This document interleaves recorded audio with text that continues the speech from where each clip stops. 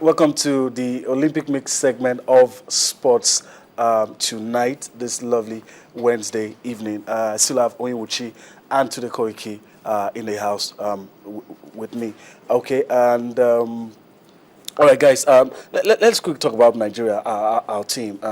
The news is Godfrey Oboabona might just, in case she's optimistic that it might be available. How much of a difference, Tunde, quickly, would that be if he's able to, play against Bosnia? I think it's a gamble if you play Godfrey Oboabona in that match because he suffered an ankle injury.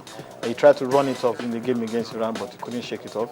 He hasn't trained in the past 2 days, so I'm wondering how he's going to be able to fit unless the physiotherapists and the medical team have done a masterful job on him and putting painkillers in his soup or in his tea. Because anyone who has played football will tell you that balancing on your knee or your ankle, playing 90 minutes intensive football against some of the best players in the world is suicide.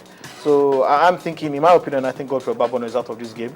And if he is going to play, it will be a huge gamble on the part of Stephen Keshi. And that is a big blow because Oboabona has played, out of the last 15 Super Eagles games, it's been a constant. I think he has played maybe 12. And that shows you something. He's been very consistent and has formed an excellent partnership with Omero in the heart of the defense. In the heart of the defense, and that would be key. Because if you look at most of the goals we've conceded, we've very rarely conceded when Oboabona paired Omero, and we've very rarely conceded through the middle. There's always been issues on the flanks. So that is where my problem lies. Because if you are putting a Joseph Yobo, who, in my opinion, is not a who is not a starter.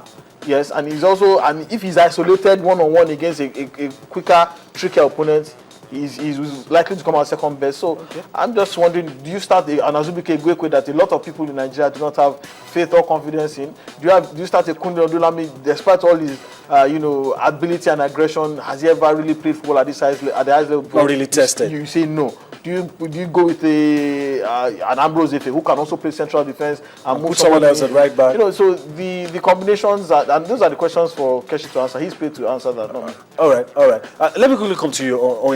Looking at the guys in your picture now in training, what do we need to do differently against Bosnia? We're done with talking about how we're not impressed with what they did against Iran. But what do you think we need to do differently? What kind of players would you need to see? If it's the same set of players, what needs to be done differently?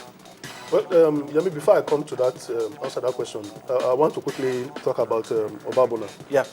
I think it was a huge indictment on Stephen Keshi because Oboabona got injured.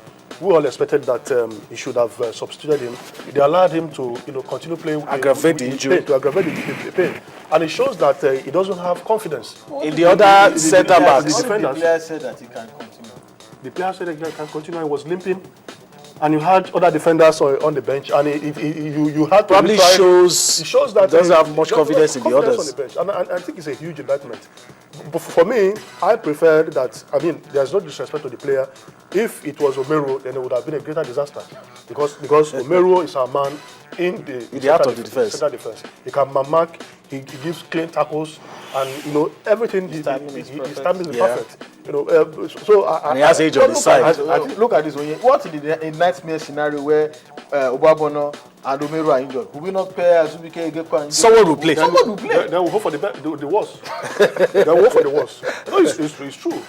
It's true. Okay. In the past, if you have a team that is full of depth on the bench and on the field, immediately a player is injured, you see the player who his direct replacement is warming up already.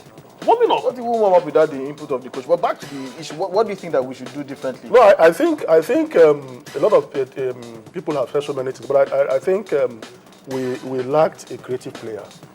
In the first half of that game, Mikel adopted a style of playing long balls, which was not working.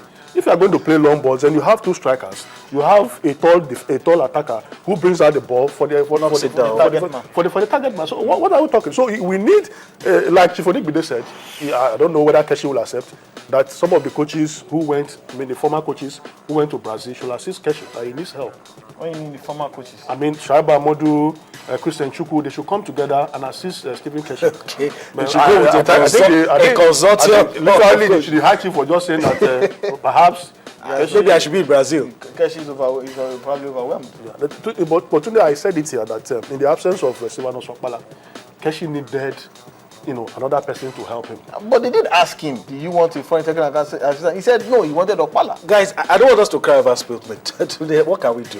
What can we do differently? Well, With the personnel. We have to do plenty differently. Unfortunately, we cannot change the personnel that we currently have. Okay. What we have to do now, the speed of our passing has to improve.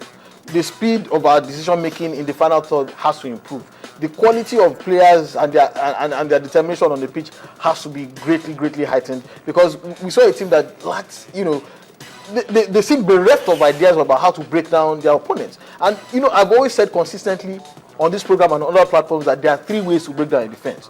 You either go through it, you go around it, or you go above it. And either way, one of them must work. But we seem that we kept trying to do the same thing over and over again. Keshi must have those three plans: how to go through it, how to go around it, and how to go over it. The quality of passing in the final third and the quality of decision making as well has to improve. If we don't do that, we're in trouble. Also, this continuous insistence of playing Mikel Obi as a playmaker, I don't understand how it's just not working. It's not working. It can't work at the highest level of football, because let's be candid. This man plays as a destructive midfielder. He plays as a break up the play. Opponent. He has been doing this for the past decade in Chelsea. How do you expect him to suddenly change from a snake to a monkey? Well, I don't really like when most times when we talk, although we can't help it, when you talk about the Super Eagles, it all centers on John Mikel Obi. But another question I'm going to throw to Oyin now is, okay, if you say you don't want to play him as a playmaker, you want to play him in front of the defense, will he be as committed? Does it? Because I don't really see him go for that tackles. I don't really see him win the balls. Most times he's on the ball, he's caught in two minds. You don't know if he's going to release it, or he's looking for someone nearby to give. So if you decide to play him in front of the defense and let somebody else try to do the playmaking, is it going to work? Is he going to be as committed doing that as he is with his team in England? He doesn't have any option. I mean, Victor Moses is a more creative player. He can be a playmaker. He can spin the pass. He can drag players to himself. He has speed. Mikel is slow.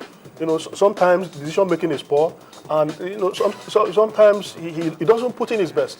So I think the role of the playmaker should be given to Victor Moses. He is a more creative player. He's faster, and he can create something out of nothing. But for Mikel, the long toss is not working. Emenike, this is not the Nations Cup. When you are playing against the best in the world, you need more of brain than brawn. You can't bulldoze your way. Let's be candid.